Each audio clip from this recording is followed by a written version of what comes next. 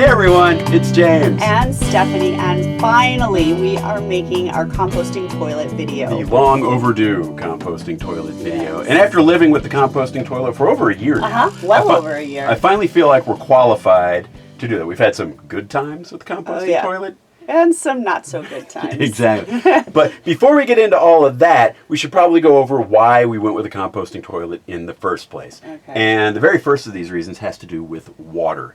The composting toilet uses no water and produces no water. Yeah. So it saves on fresh water because you are not taking your fresh water and flushing it into a black tank.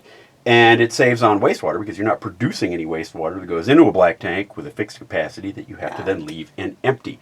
So it allows us to save water and extends our time out in the field. Yeah, and in a camper van that's a big deal because your tanks are so small and water is so precious. So that was the main reason we went with it. The other big reason is wintertime camping. So since it uses no water, we can use it out in the freezing cold and not worry. Yeah. Now, we've made a bunch of modifications for winter camping, but even if we hadn't, and the RV completely froze up, you could still use that composting toilet in the winter because there's no plumbing going to or from it. Yeah, so those are our two huge reasons for why we went with composting toilet. There's another one that comes up. If people are looking to self-build a camper, now this didn't apply to us, but if you're looking to self-build, a composting toilet is actually much easier to install because there's no plumbing to or from the toilet. True. There's just a vent fan, but it's a lot easier to install. So it wasn't an advantage for us, but would be an advantage for other people who were looking to self-build. Okay, so it might be a good idea to cover a few basics about the composting toilet so that everyone knows how it works and we've all got a common frame of reference. Well, and the main thing it does is it separates the liquids from the solids and it deals with them separately. Exactly, and trust me, you want to keep them separate because if you mix the liquid and solid waste together, it gets really nasty really fast. Yeah, it gets a little gross. Right, so the liquids go into one container and the solids go into another container and you'll actually deal with them and empty them separately. Yeah. The solids go into a container that has like a composting medium inside of it, and we use like a ground up coconut husks. Right. A lot of people use peat moss. What else do you hear used? Sawdust sometimes. So that's more like the tiny house people. The coconut core seems to be the most popular one. Especially for RVers. Yeah. And then the other key ingredient is there is a fan. Now this fan, there is an intake on one side of the toilet, and it draws air up and out of the RV, and there's a little like a muffin fan, kind of computer fan sort of thing. And that does two things. First, it keeps the airflow going over the waste in the toilet to help with moisture management and to help dry it out. And the other key thing it does is smell. Smell management. It keeps the toilet always upwind of any bugs so that bugs can't smell it and get in, and it keeps the smell out of your rig. Well, at least that's the hope. If it's working right, it does. Yes. All right, so we've had a number of questions that have come up over the year on our composting toilet, so we thought it might be a good idea to tackle those next. Okay. Question 1. Why did you select the brand of composting toilet that you did? Okay, so there's really only two main brands of composting toilets you'll see commonly used in the RV world. There's the Nature's Head and the Airhead. And we went with the Airhead composting toilet. One of the reasons is we have a wet bath, and so there's water in there all the time. And the Airhead had extra seals, like gasketing, around the seat and under the rim to keep water out of the toilet, and keeping water out is very important. So that's one reason. And another reason we chose the Airhead is the liquids tank is opaque, and when you're carrying it every day through the RV park or wherever you are, it's more discreet. So we liked that better. Yeah. Another reason we picked it is when you're emptying the liquids tank, which you do much more frequently than the solids tank, you can just take the liquids tank without seeing the solids tank. With the Nature's Head, you actually have to do this lift, see the compost, and I just didn't want to have to deal with that. Yeah. So that's why we went with the Airhead. Question 2. Does the toilet accept stand-up deliveries from men? I'm staying out of this one. Go for it. Okay, so the short answer is yes, the composting toilet will accept stand-up deliveries from men, but there are some caveats. Well, first of all, the toilet is angled such that, and in the instructions, they even give you a little target, like a bullseye of where you're supposed to. I mean, it's not a sticker, but they give you a hint of where you're supposed to aim. But the real issue is that the bowl is very shallow. Okay. And so you might tend to wind up with kind of splatter, and so that's kind of unpleasant.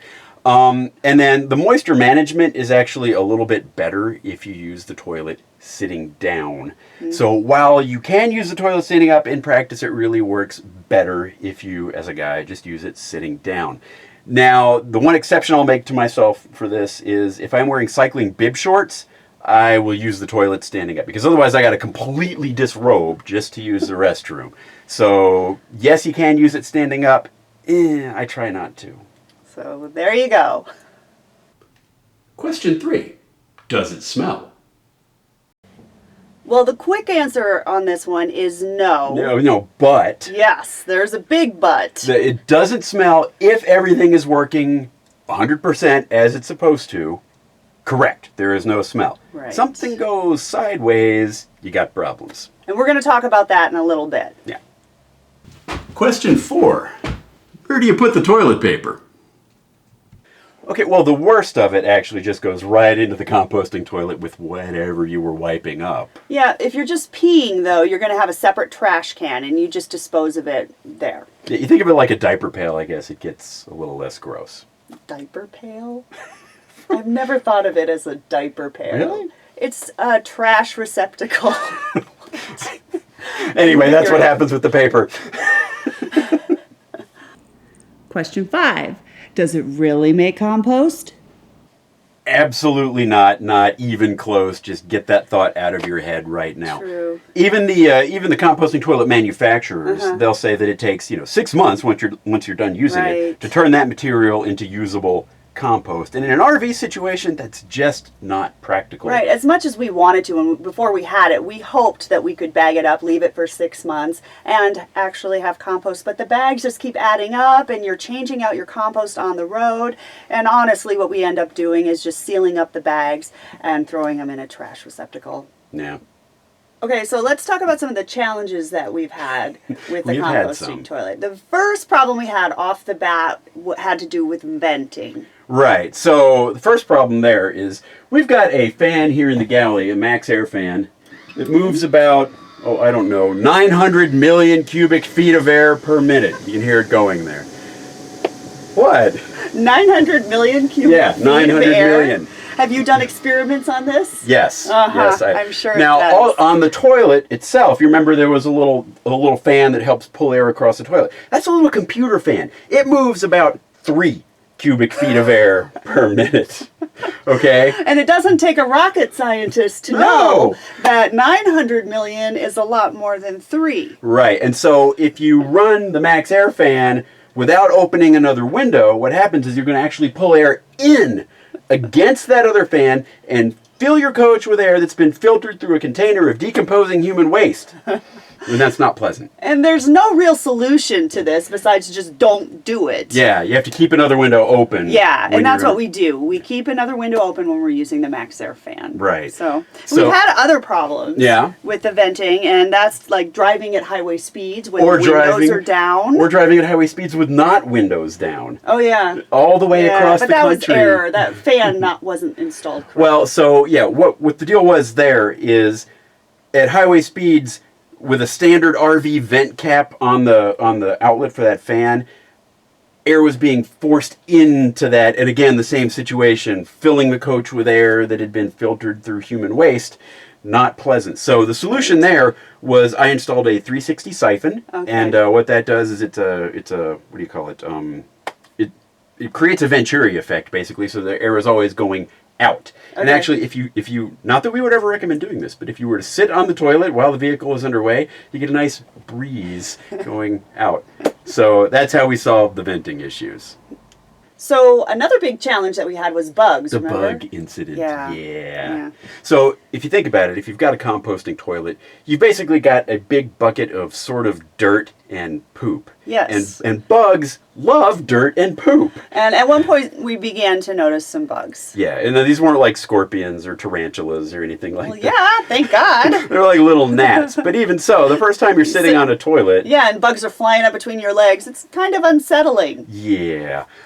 So the toilet is actually specifically designed to not allow that to happen. So Right. clearly something had gone wrong. And we found what it was. There's a little screen on the inlet where air comes in to get sucked out of the toilet. Yeah, and the folks at Airhead sent us out a new screen right away. And what we learned from that is that it's just that no-see-um screen stuff. So if we're ever on the road and we have this problem again, we'll just pick up some of that stuff. We had just somehow, I don't know how it happened, but we had ripped that screen. Yeah. And so, anyway, so once we did that, that was actually the easy part of getting the toilet working again. The hard part was thoroughly cleaning and disinfecting a container of human waste. Yeah, because you want to make sure you get all the bugs out and their eggs. So we had to thoroughly rinse and reach. What's we? Well, I was director of operations. I had to keep you under control. So there was thorough rinsing and then soaking in a bleach solution, and then following the manufacturer's recommendation of dousing all the parts in boiling water.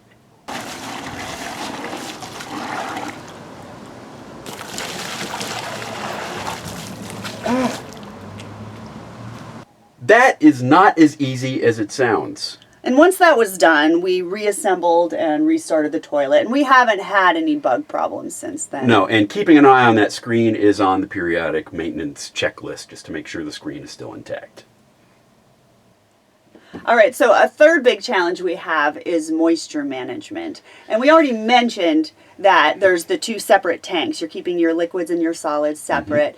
And that's important because moisture is the enemy when it comes to that compost tank. And so the toilet is designed to do that, but it's really not a perfect system. Yeah, it's not perfect. Yeah. So the first thing is the toilet is going to work better, and people are going, I'm going to get hate mail about this, I know, but the toilet works better if you use it in areas where the humidity is low, like west of the Rockies.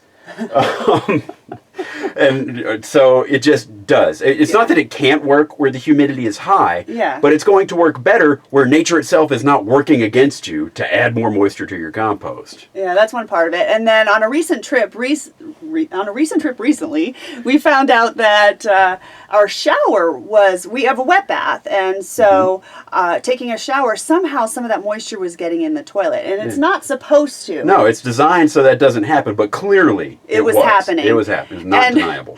To resolve that, we've just started taking the entire toilet out. Again, with the we.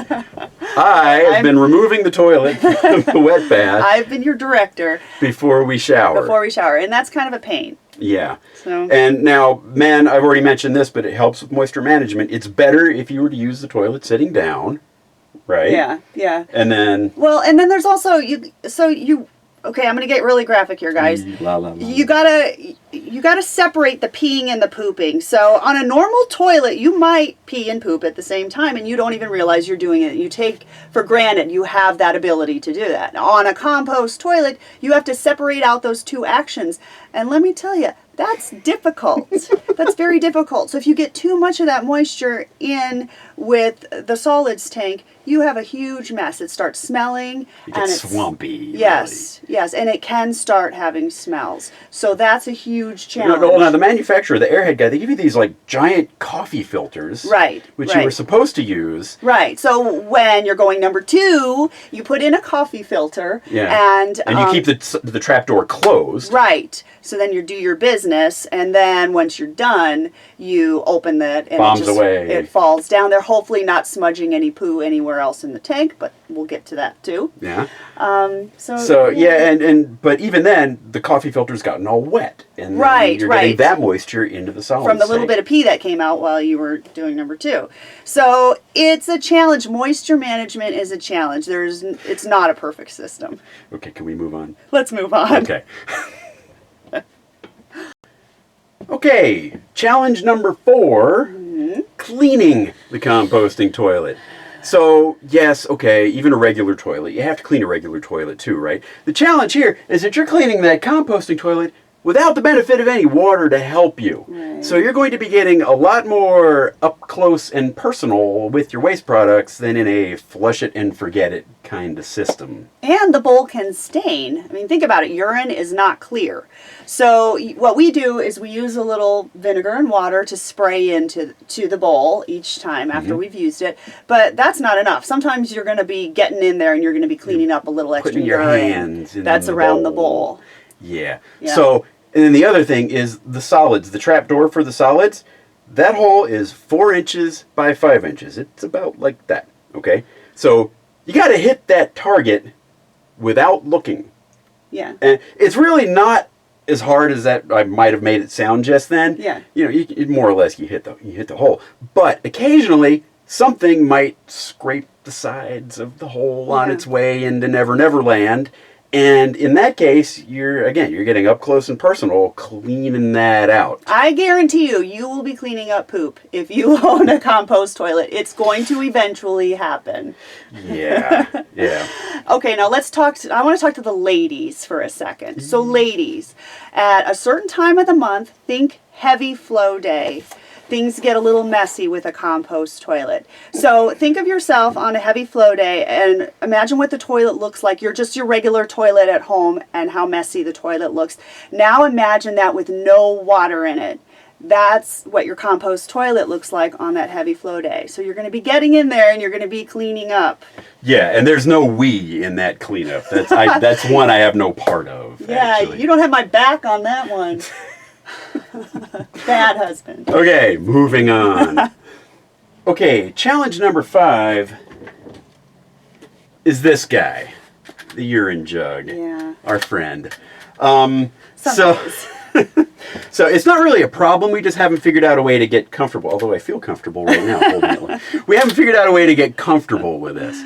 So Steph and I, we're health and fitness minded folks, and we Yeah. drink a lot of water. We're very well hydrated. Yeah, and for us, that means we're going to be dumping this tank every single day on a road trip. Right. This holds between 1.8 and 2 gallons, and we fill it without fail every single day. And the task itself isn't a difficult task, but it's uncomfortable, and because it's awkward. You're carrying this tank, this pee jug, through maybe to a gas station. If you're on the road and you're driving along, you're carrying it into a gas station or Yeah, whatever. it's socially awkward. Yeah. Another thing you need to be aware of is that 2 gallons of undiluted human urine is extremely foul smelling. Yeah.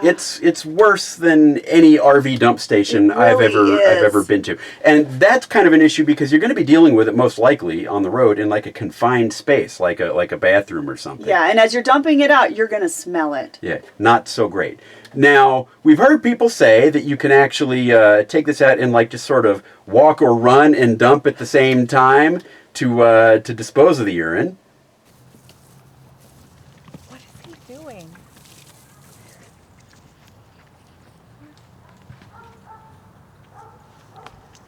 So yeah, the dump and run method isn't always met with enthusiasm. Yeah, now, of course, you can take this jug into any public toilet or RV restroom or whatever, right? But again, remember, this is 2 gallons of foul-smelling, although you can, I've had kind of fun with it, right? If you pour really slowly, you can take this 2 gallons, you can pour it for like 10 minutes, right? And so the guy in the stall next to you, he's thinking, what is going on over? And then it smells really, really awful. So he's thinking like you're dying or like hemorrhaging out into. So you can have some fun with it that way, but it's like Yeah. not the best kind of fun. Yeah, we always do get the job done, but it's just very uncomfortable to do. Yeah, socially awkward. So I guess the big takeaway is if you're considering a composting toilet because you think you're not going to have to deal with dumping an RV, think again. Yeah. Because you're trading a once-a-week trip to an RV dump station where everybody knows the drill, everyone knows what's going on. Nobody even looks a second time. Yeah. You're trading that for 7 times a week, parading through Starbucks with your jug of human urine and trying to get rid of this foul stuff in the toilet there. It's not a great trade. It's a trade, but Yeah. all right, next issue. All right, challenge number 6 is solids capacity. And this is where you really need to know your poo. An elephant makes a big poop. Yeah. A mouse makes a tiny poop. Yeah. Yeah, this is one problem that we haven't figured out how to resolve yet. And I'm totally blaming this one on him. What? Yeah. Come All on. right. All right. Well, the main problem is that you don't suddenly start crapping out rainbows and fairy dust because you got a composting toilet. Far from it. No. So take me as an example. Like a lot of people, it takes about 2,000 calories a day Yeah. to keep me going. Right. Right. And that's if I didn't work out or anything. but I do work out. And so usually, a typical day, I'm burning another 1,000 calories in Right. a workout. Right. And in the peak of cycling season, that can be a lot more than another. It can be like 3,500 calories on a ride. Right. Even eating 5,000 calories a day. Yeah, and it's actually hard to eat that much, but Yeah. some days it happens. Right. So I eat that much, and I also process that much. Okay, so to put that in perspective for you, this is the size of the composting tank on our composting toilet, and you shouldn't really fill it up much more than here. Okay, so that's the composting tank. And this is 3,000 calories of loafy mashed potatoes.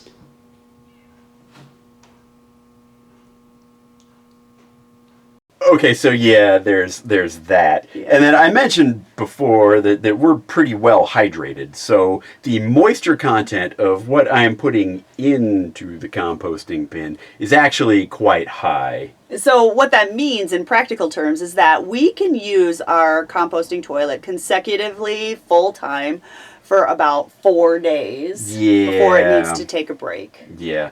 So I've got two options when it starts to get swampy like that.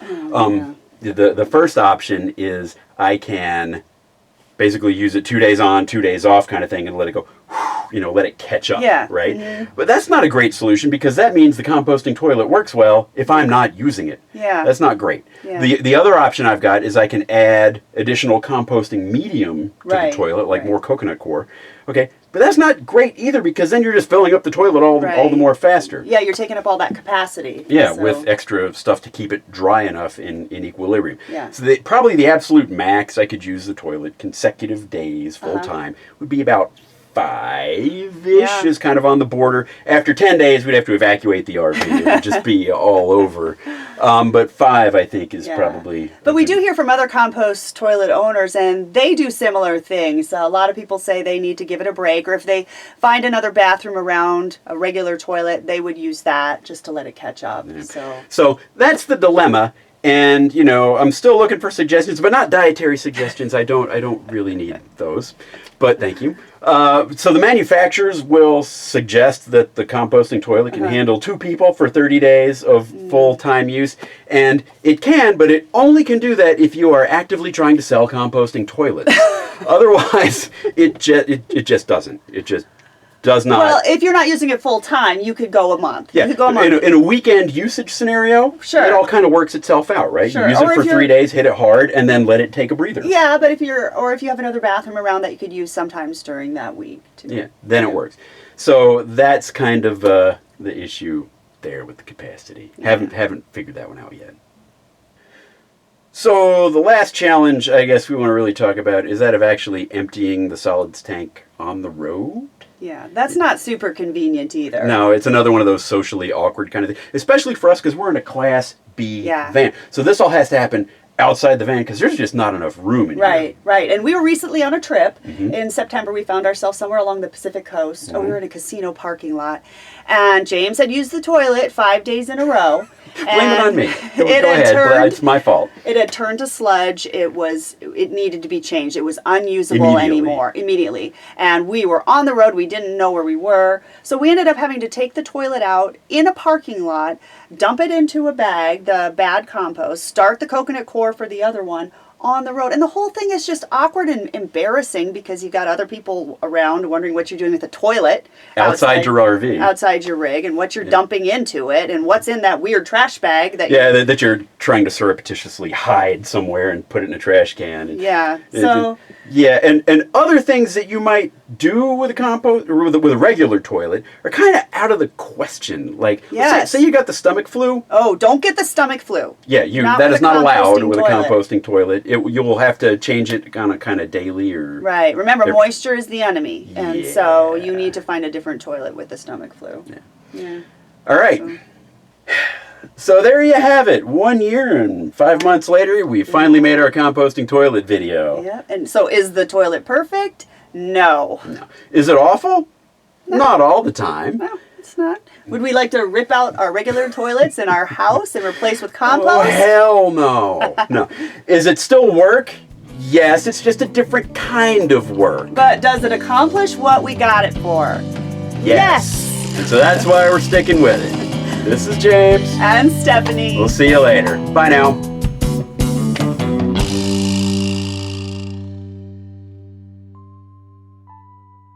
All living things eat, so everyone poops.